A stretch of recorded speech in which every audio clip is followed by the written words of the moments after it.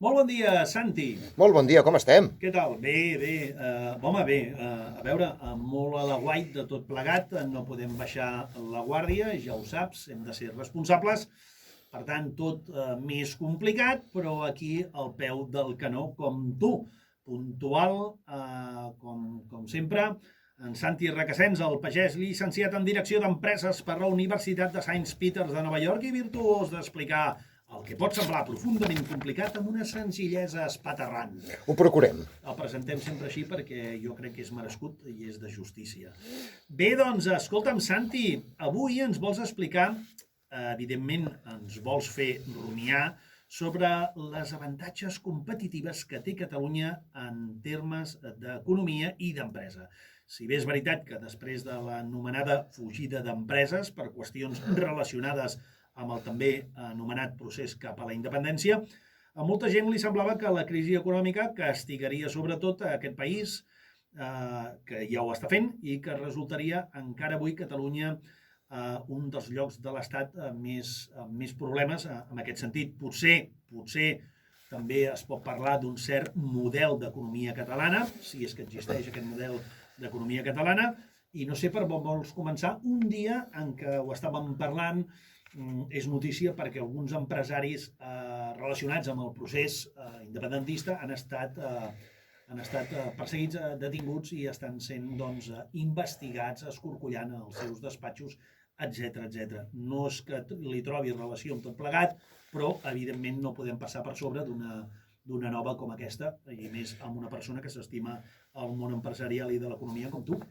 Bueno, de tot el que va passar ahir, ja en parlarem en un altre programa. Respecte a l'economia catalana, doncs què et sembla si comencem per al principi? Sí, home. Com dic jo sempre.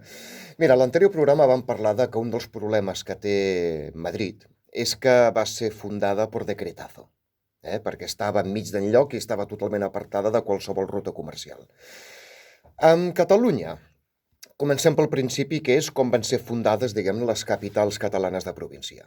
I veiem una via Augusta que portava directament cap a Roma, des de Gades, Càdiz, fins a Roma. Sí, senyor, d'aquí el nom. D'aquí el nom, exacte. I enmig d'això trobem a Tàrraco, Tarragona, Bàrquino, Barcelona, i després veiem una miqueta més apartada Ilerda, però després explicaré el perquè. Aleshores, fixem-nos en aquestes ciutats no van néixer per decretazo. Van néixer perquè estaven en una ruta comercial importantíssima, la més important d'Espanya, perquè tenien mar, perquè anant amb vaixell, amb línia recta, literalment en 3 dies es plantaven a Roma, o es plantaven a Sicília, que en aquella època era importantíssima, o es plantaven també a Massília, l'actual Marsella, que també era un centre productiu importantíssim. I Lerda, concretament, estava el que és a la Via del Norte, a la Via del Nord, que connectava directament amb Cai Saragossa, que és Saragossa. Què tenien aquestes dues ciutats? Centres logístics importantíssims i estratègics. Què vull dir amb això? Què vull dir amb això? Que no van néixer per decretazo o per vareta màgica, sinó perquè realment eren llocs que tenien avantatges competitives, perquè una ciutat prosperés sense necessitat de decretazos de cap rei, ni de cap César, ni de ningú. Sí, quasi bé de manera natural, de manera amb inèrcia. Exacte. Natural, universal, digue-li com vulgui. Exacte. Aleshores, anem a centrar-nos en la Catalunya actual. Vinga. L'altre dia, ja fa bastant temps, l'actual conseller d'Economia, Ramon Tremosa, va escriure un article... S'embollà, per cert. Sí. Tenim pendent amb ell una entrevista aquí en aquest programa. Molt bé. Doncs vaig llegir un article que va escriure quan encara no era conseller, crec que era el VilaWeb, ara farà poder uns 5 mesos, on parlava de l'economia de Lleida. I molts diran, bueno, i què té això d'important? Què té a veure això? Té a veure, per mi, amb dos claus capitals de l'economia catalana i que formen part creen la seva prosperitat. Primer de tot, Lleida, dintre de les 4 províncies catalanes, està considerada com la menys industrialitzada. A veure, dir-li la més pobretona és gairebé insultant. Això no, però ser una mica l'horta del Principat. Sí, la que té un PIB més baix, diguem-ho d'aquesta manera.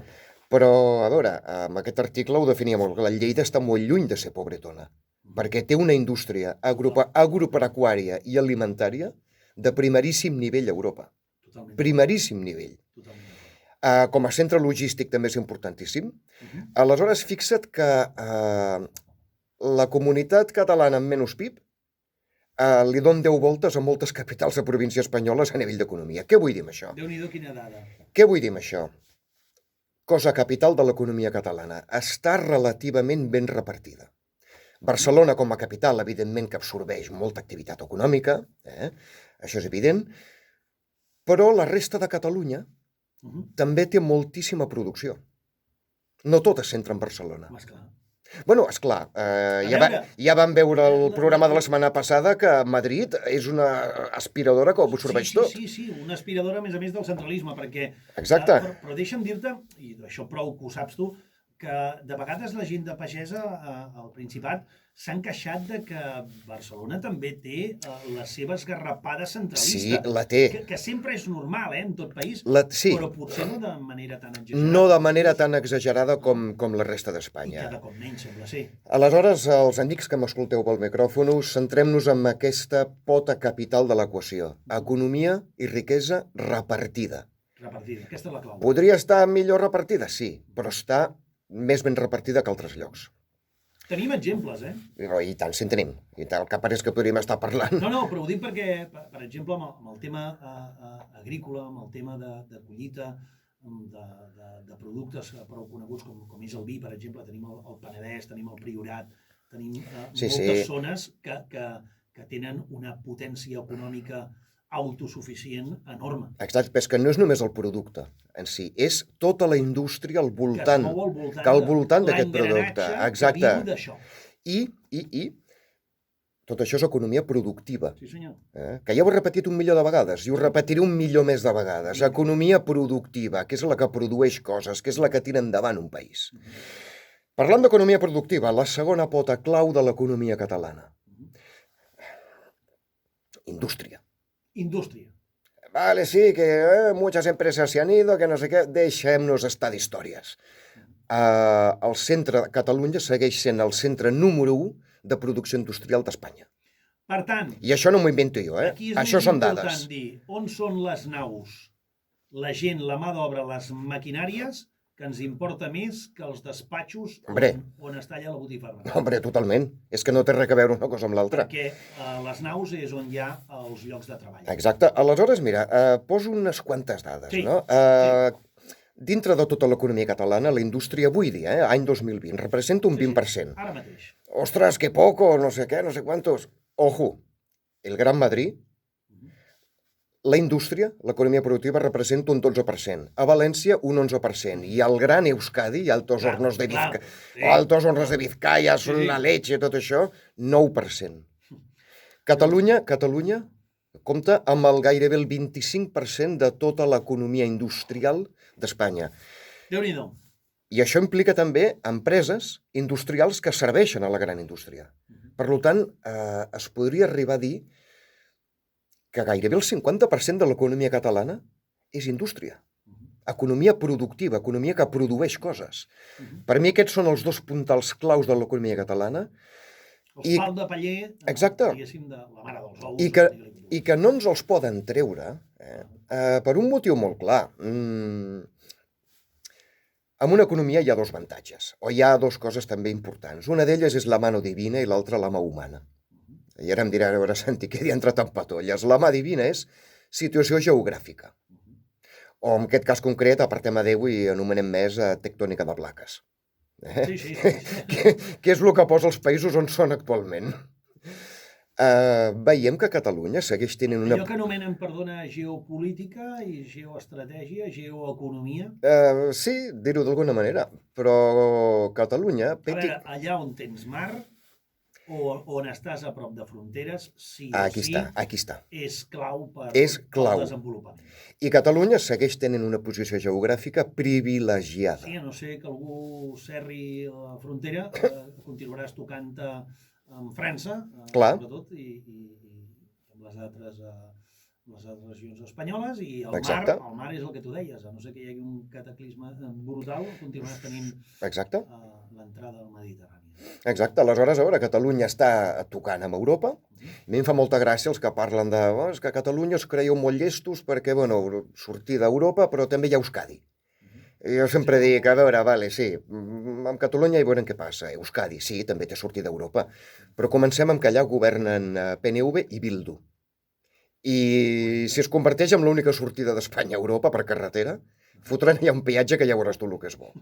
I segon, doncs, que l'economia el que busca és l'eficiència. I l'eficiència diu una cosa, totes les exportacions per carretera, per mar és una altra cosa, però per carretera gairebé el 90% passen per Catalunya, no per Euskadi. Què vol dir això? Doncs que Catalunya és la via natural més eficient d'exportació i importació envers Europa i cap a Europa. I això és així. A mi també em fa gràcia allò que es parla a vegades, és que l'economia catalana no té grans empreses, no té, no sé, fixa't en Madrid, l'IBEX 35, Sí, totes dius, aquelles... grans multinacionals sí que n'hi ha, Sí que n'hi ha. però esclar, evidentment... Jo et diré una cosa, una cosa que em va sorprendre molt quan estudiava economia als Estats Units va ser que, clar, passejaves per Nova York, veies aquella ciutat immensa, aquells edificis, veies realment que allà es controlava el món. I després veies aquelles multinacionals, no sé, Microsoft, Oracle, Boeing, la d'avions... Sí, esclar. Que cada una d'aquestes multinacionals facturava gairebé tot el que factura Espanya, gegantines. I a mi em va sorprendre molt rascar amb l'economia americana i vaig veure que totes aquestes empreses immenses representaven un 5% de l'economia total nord-americana.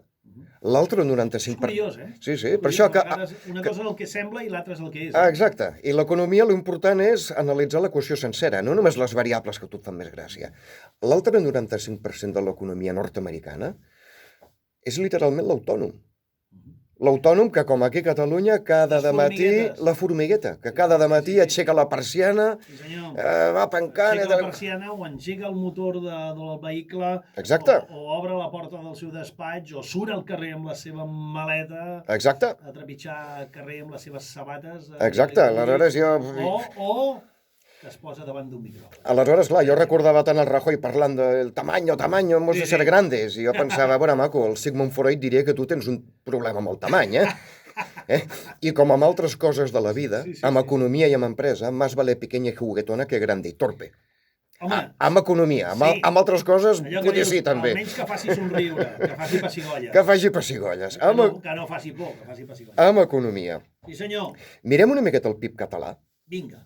I diràs, bueno... Producte interior brut. Producte interior brut. Bueno, tampoc n'hi ha, no sé quantos. Doncs, ojo, perquè té un PIB semblant al d'Àustria, semblant al de Dinamarca, semblant al de Finlàndia, semblant al d'Irlanda, i té un PIB superior a 16 dels països de la Unió Europea. O sigui,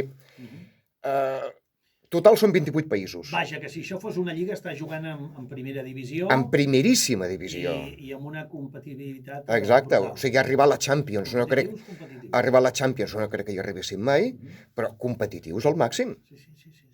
I torno a insistir, economia relativament ben repartida... I allò que et preguntava abans, perdona, aquelles preguntes que deixo anar, existeix un model català? Tu ja explicaves, i ha estat molt interessant, has explicat els orígens una mica d'aquesta geografia, de per què atreia ja els antics, no? Sí.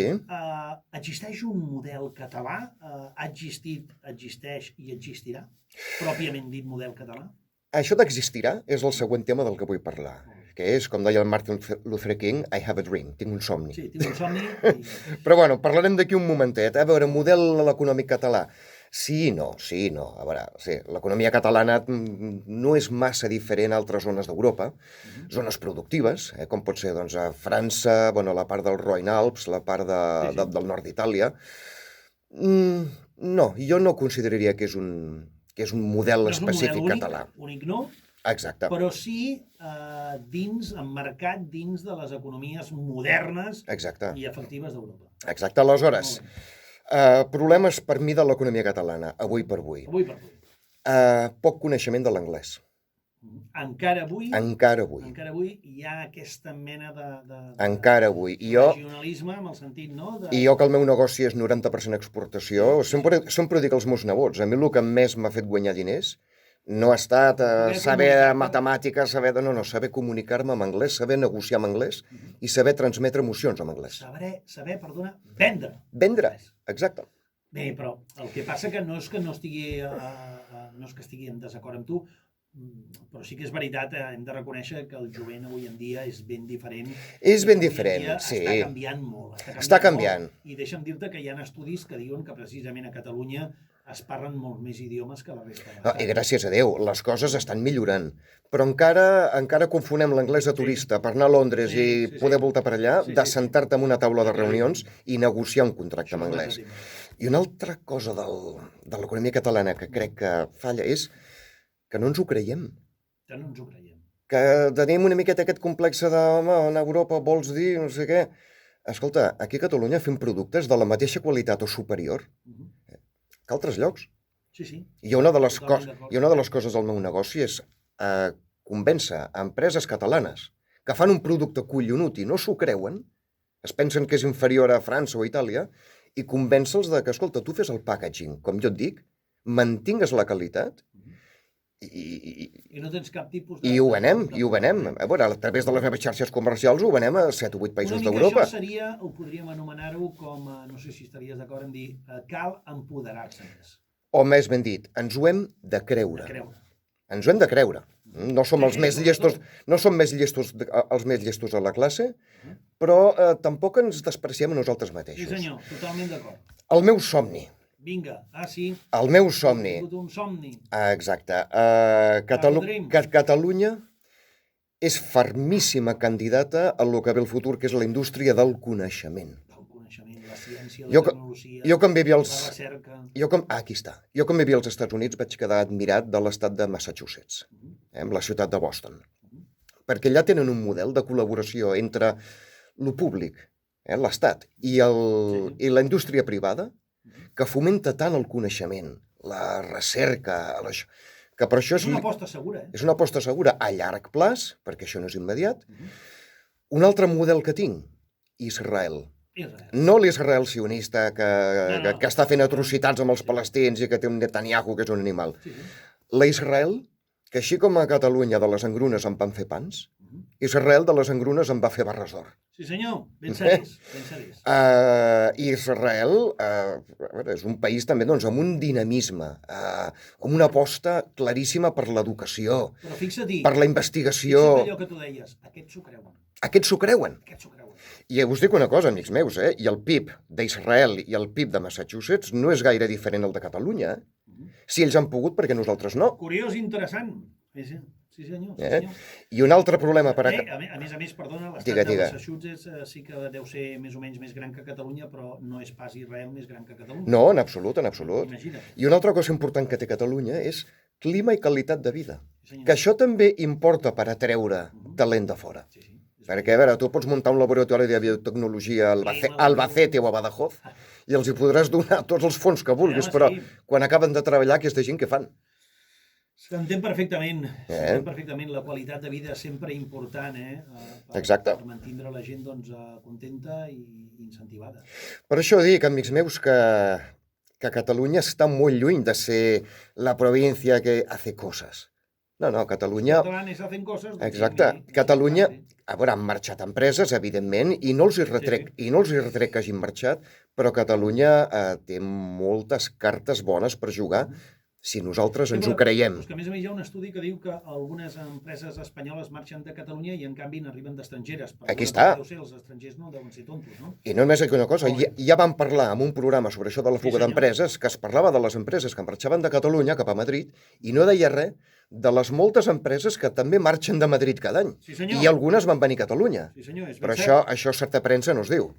Però està publicat al registre mercantil, per tant, és així. Només cal consultar-ho si algú que en tingui dubtes. Exacte. Molt bé, Santi, doncs, escolta'm, molt interessant, molt curiós i agraïts que ho expliquis d'aquesta manera i, escolta'm, m'ha agradat molt l'exposició que has fet des dels orígens una mica fins a arribar a la conclusió aquesta de que cal que ens ho creguem. Insisteixo, això no són opinions, això són dades. Són dades empíriques.